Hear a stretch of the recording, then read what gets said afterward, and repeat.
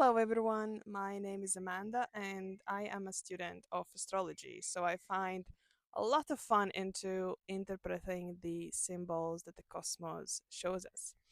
And I think very often we hear about things such as full moons, new moons, retrogrades. But what does it all actually mean? And I think there are many people who are very used to just scroll past this content without actually stopping and reflecting on their lives and really paying attention to what is unfolding and going into the smallest details and also asking a question of what am I being invited to. So I decided to make videos where I would tell you um, of how a specific transit or like a moon phase play out in my life in a very fun way. And of course, all of this is very subjective. And the way how a specific transit can play out will be very specific to your life because we all live in a unique ways. But I will cover the general sort of like a meaning of the transit. And yeah, and hopefully even if you are not that interested into astrology, then you maybe can still find the stories that I share relatable and interesting. So yeah, today I will talk about the new moon in my seventh house, but the story will include things of what was happening before that, then what was happening exactly when the new moon was hitting my seventh house, and then what unfolded afterwards, which also includes a trip to Copenhagen, which will be a big thing of this video. But overall, it will be about friendship, reconnection, and the quiet lessons that sometimes arrive through time and space. Back in May 2022, me and two of my close friends, we stopped talking to each other, but there wasn't anything like dramatic or we didn't have any big fallouts. We just stopped. And of course, no, when I look back at it, um, I can see that I was probably projecting something onto them and they probably were projecting something back to me.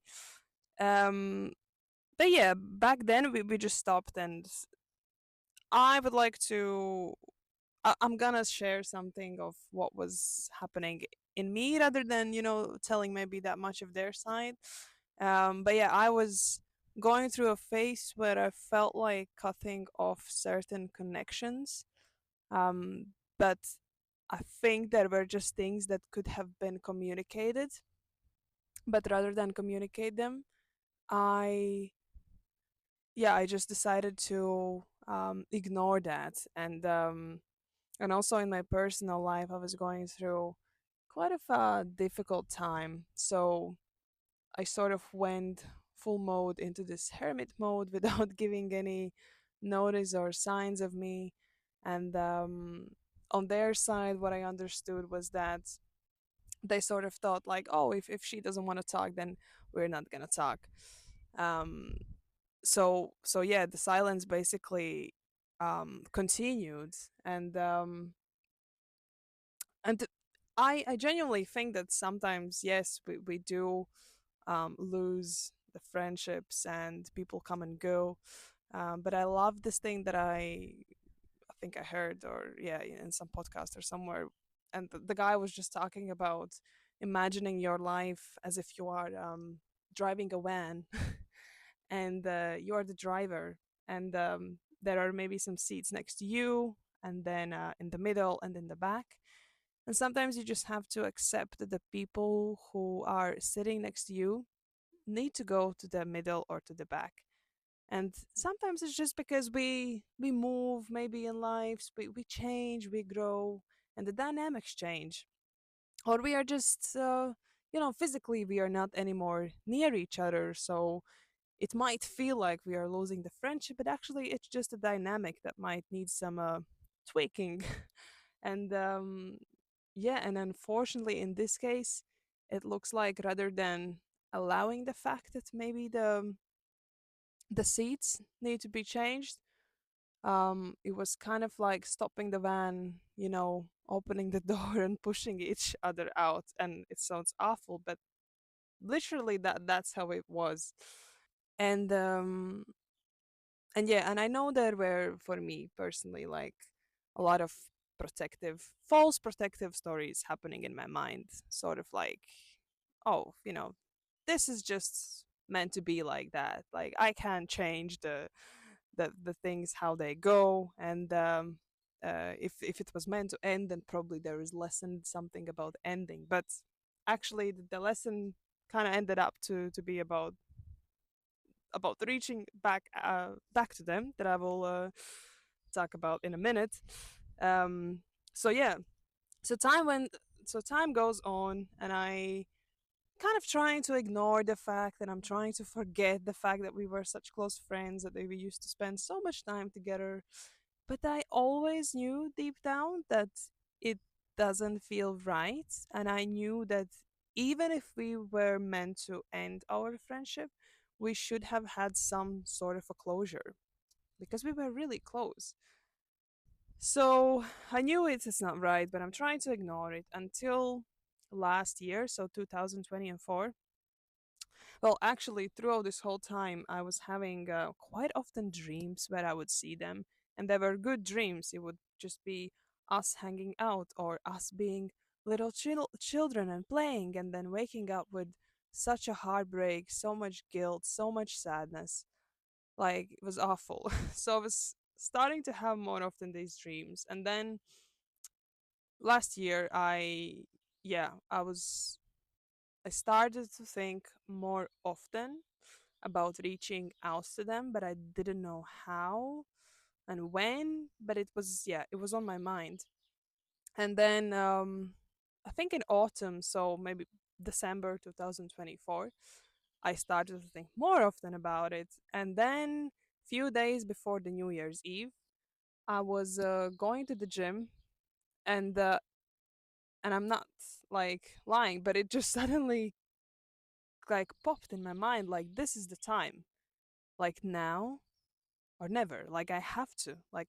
And it felt like also a very symbolic time. We are entering New Year's Eve, so New Year, so it might be good to enter it without this without these difficult feelings. And just, yeah, and also I didn't know what would they say, and it felt scary because it could be that I message them and they just tell me to fuck off, or it could be that I message them and they just ignore the message. So I didn't know, but I knew that whatever what happens, whatever is their answer, I have to do this. Like I have to get it off my chest. So I came back home from the gym, and I wrote the whole message in my notes and on my phone of what I would say, and it was quite easy to know how to send it because we all still had the group chat. Nobody had exited it, so I knew I'm gonna send it there. So yeah, so on the 31st of December, I sent the message in the group chat, and I was so surprised because they answered to me in like, I think it was half an hour or something. It was really, really quick. And the message that they sent to me was so nice and so kind and so kind of welcoming. And, you know, basically the message that I sent was just me saying that um that even if we don't want to be friends, I don't want to kind of completely feel like a stranger. If I maybe meet them somewhere, like at least I would like to know how they are, or now maybe they can just tell me how they are because I really want to know that. And yeah, they came back to me saying that they would be open for it as well. And yeah, just basically it was really, really nice moment, like really heartwarming moment. And we started to chat from there, and we just arranged a call because we used to always have calls because I was already kind of living abroad. So 2025 starts, and a few days later we had a call. And talking about the astrological transit that was happening. So basically, on the day when I was going to the gym and when I felt this strong pull towards messaging them, it turned out that that was the day when new moon was hitting or transiting my seventh house. But I only discovered that after I got back from the gym and after I wrote down this message. And in a way, when I discovered that, it of course it made me feel like so empowered because I already knew what the new moons are about and what the seventh house is about. So new moons are usually about starting something, about new beginnings, about planting the seeds.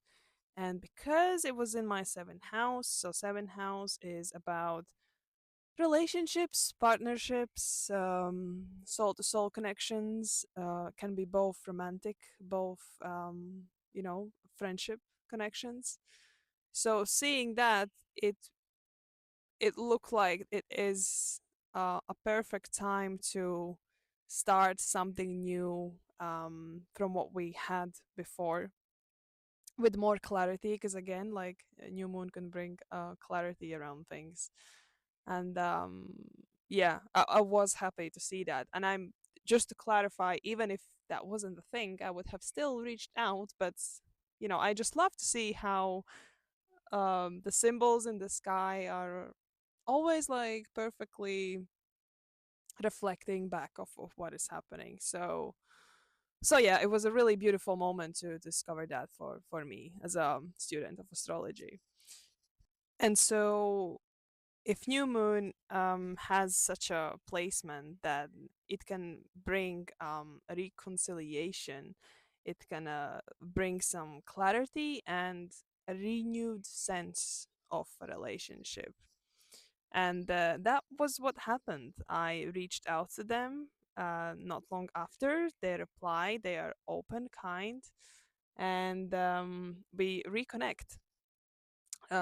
So when we had the call a few days later, we actually started to talk about a trip together, because that's something that we um, love to do together before this time of our disconnection. So, and yeah, and literally when we had the call, it kind of felt like nothing much has changed. And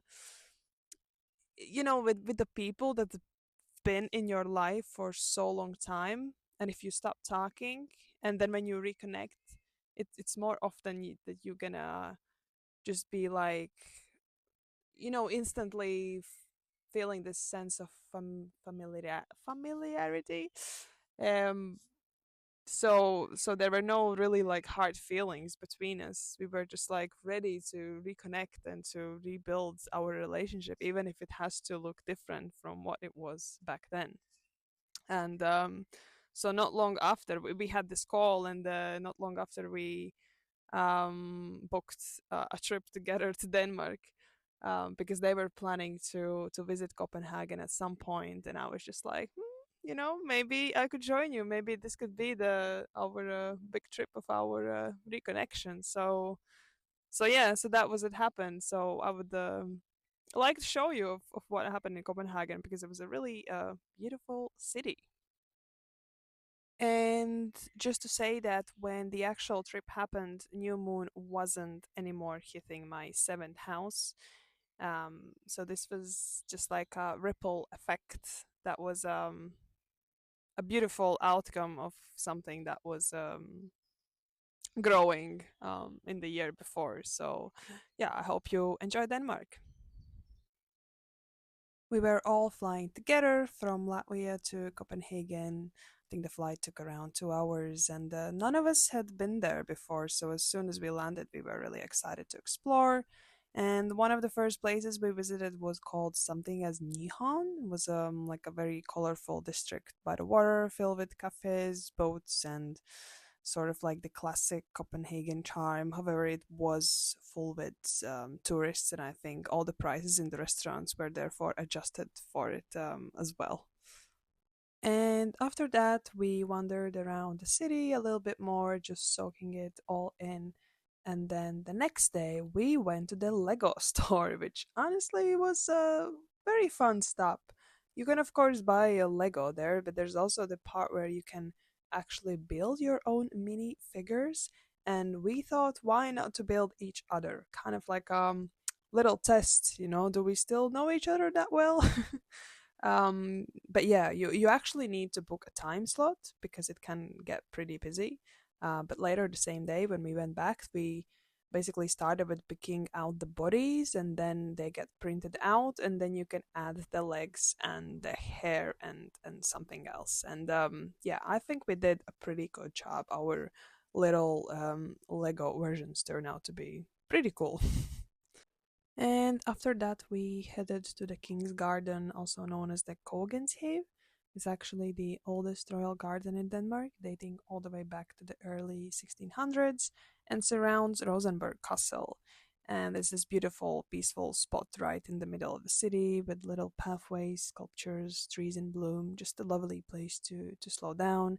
So we wandered through the garden, we chatted, laughed lots, honestly, just really enjoyed each other's company, and it felt so natural, like no time had passed, even though it was 3 years, almost 3 years. And we shared memories, made new ones. We even tried some CBD joints, which were surprisingly nice and relaxing. And then at some point, we also picked up a thing of those classic Danish butter cookies. And yes, they were as tasty as you would hope. We also went to a place called Reffen, which is this really cool street foods, sort of like a food marketplace with bars, food stalls, and a really super laid back vibe. There was even a live concert going on, and later a DJ started playing some really good tunes. So we ended up staying there for a couple of hours, just enjoying the music, the weather, and the atmosphere of the whole place. And then the next day, just before it started raining, we made it to another park called something like Haveselskabetshav. I don't know. It was so peaceful and green with lots of birds and lovely walking paths. We really loved it. And it was actually right next to the zoo, and apparently you can sometimes spot elephants from one of the viewpoints, but we didn't see any that day. In the evening, we got back to our Airbnb and played a game called Voting. It's kind of like who's most likely to game.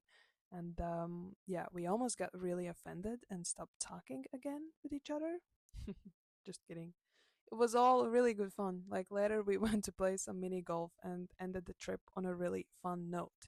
And thinking back, like none of this would have happened if I hadn't followed that quiet pull during the new moon in my seventh house. That one moment of reaching out, which turned into days full of reconnection, shared memories, and laughter. And astrology really does ripple through the life in the most grounded, real ways. So, if you ever felt like reaching out to an old friend, maybe this is your sign. It doesn't guarantee they will respond, but at least you will know where you stand. And sometimes it turns out they were hoping for the same thing. Thank you so much for watching. I really hope you enjoyed this little story and glimpse into our trip, and I'll see you in the next one.